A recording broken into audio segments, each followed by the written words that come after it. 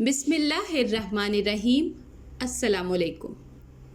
دین دنیا رہبر میں اصحاب کہف کا حصہ دوم ملاحظہ فرمائیے۔ شہر افسوس بت پرستی کا سب سے بڑا مرکز، جس زمانے میں اصحاب کہف یعنی ان خدا پرست نوجوانوں کو آبادی سے بھاگ کر پہاڑوں میں پناہ لینی پڑی تھی، اس وقت شہر افسس ایشیائی کوچک میں بت پرستی اور جادوگری کا سب سے بڑا مرکز تھا۔ وہاں ڈائنا دیوی کا ایک عظیم الشان مندر تھا جس کی شہرت پوری دنیا میں پھیلی ہوئی تھی۔ لوگ دور دور سے اس کی پوجا کے لیے آتے تھے۔ وہاں کے جادوگر، عامل، فعال اور تویز نویز دنیا بھر میں مشہور تھے۔ ان کا کاروبار شام، فلسطین اور مصر تک پھیلا ہوا تھا۔ اس کاروبار میں یہودیوں کا بھی اچھا خاصا حصہ تھا، جو اپنے فن کو حضرت سلیمان علیہ السلام کی جانب منسوب کرتے تھے۔ غار میں نوجوانوں کی دعا۔ جب نوجوانوں نے غار میں پناہ لے لی تو کہنے لگے، اے ہمارے رب، تو ہمیں رحمت اور آسانی عطا فرما اور ہمارے معاملات میں عافیت کا راستہ اور اپنے خاصے خزانہ فضل سے رحمت کا بندوبست فرما دے۔ اللہ تعالیٰ نے ان کی دعا قبول فرمائی اور غار کے اندر ان پر ایک طویل نیند طاری کر دی اور وہ 9 اوپر 300 سال تک سوتے رہے۔ غار کا ہیبت ناک منظر۔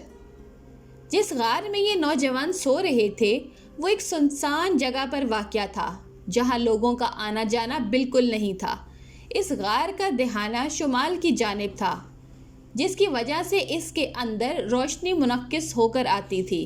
براہ راست روشنی یا دھوپ نہیں پڑتی تھی۔ اس کے ساتھ ہی اللہ تعالیٰ نے فرشتوں کے ذریعے ان کی نیند کے دوران کروٹیں بدلنے کا اہتمام بھی فرمایا ہوا تھا۔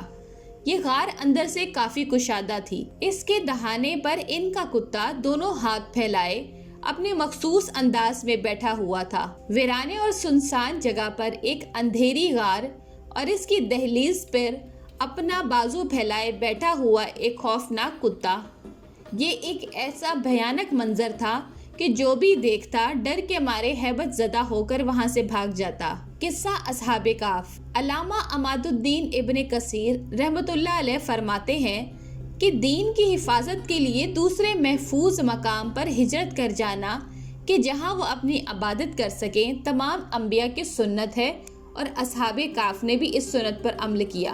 حضرت ابو سعید خدری سے روایت ہے کہ رسول اللہ صلی اللہ علیہ وآلہ وسلم نے فرمایا کہ مسلمان اپنے دین کو بچانے کی خاطر فتنوں سے راہ فرار اور اختیار کر کے اپنے مال اور بکریوں کے ساتھ پہاڑوں کی چوٹیوں اور بارش کے مقامات پر ہجرت کر جائیں گے۔ اصحاب کہف اللہ کی حفاظت میں۔ اللہ تعالیٰ اپنے محبوب بندوں کی حفاظت کس طرح فرماتا ہے؟ مختلف ادوار میں اللہ تعالیٰ عام لوگوں کی نصیحت کے لیے اس کا اظہار فرماتا رہتا ہے۔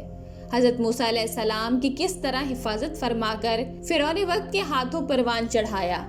سیدنا ابراہیم علیہ السلام کے لیے آگ گل و گلزار فرما دی۔ حضرت عیسیٰ علیہ السلام کو دشمنوں سے محفوظ فرما کر صحیح سلامت آسمانوں پر اٹھا لیا۔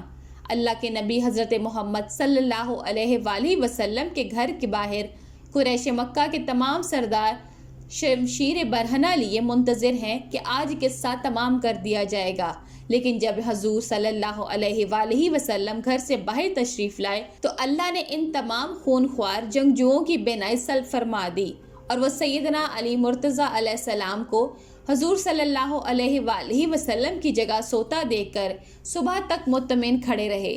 مدینہ منورہ ہجرت کے وقت غار ثور میں اللہ کے نبی حضرت محمد صلی اللہ علیہ وآلہ وسلم سیدنا ابو بکر رضی اللہ تعالی عنہ کے ساتھ تشریف فرما ہے۔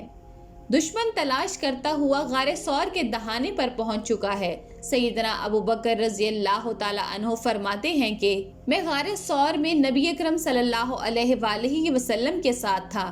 جب میں نے اپنا سر اٹھایا تو کچھ لوگوں کے پاؤں نظر آئے۔ میں نے عرض کی، یا رسول اللہ صلی اللہ علیہ وآلہ وسلم، اگر ان میں سے کسی نے بھی اپنی نگاہ نیچی کی تو ہمیں دیکھ لے گا۔ آپ صلی اللہ علیہ وآلہ وسلم نے فرمایا، اے ابو بکر، خاموش رہو، ہم 2 آدمی ایسے ہیں جن کے ساتھ تیسرا ہمارا اللہ ہے۔